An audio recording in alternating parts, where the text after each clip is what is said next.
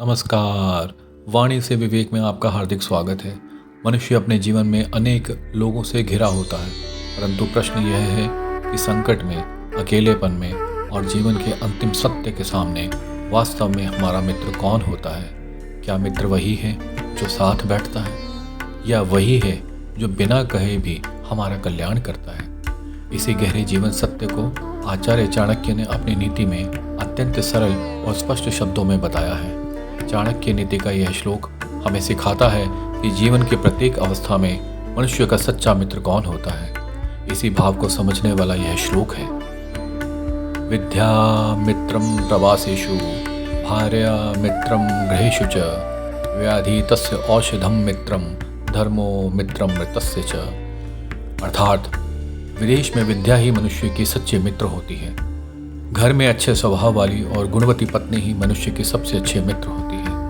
रोगी व्यक्ति की मित्र दवाई है, और जो मनुष्य मर चुका है उसका धर्म कर्म ही उसका मित्र होता है। मित्र की परिभाषा करते हुए कहा गया है, जो सदैव अपने मित्र का हित चिंतन करे तथा विपत्ति में साथ ना छोड़े, वही सच्चा मित्र होता है। इस संदर्भ में विद्या, गुणी पत्नी, औषधि और धर्म को देखने की आवश्यकता है।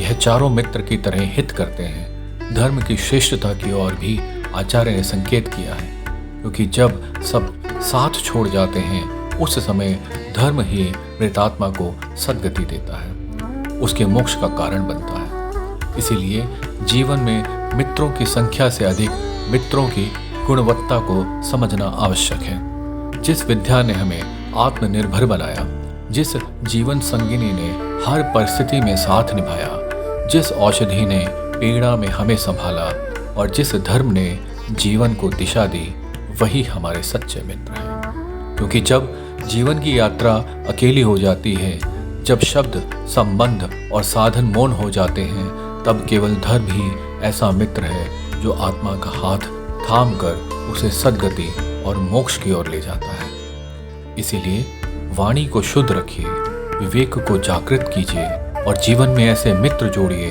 जो केवल साथ नहीं, सार्थकता भी दें। इसी भाव के साथ वाणी से विवेक से मुझे अनुमति दीजिए। राधे कृष्णा।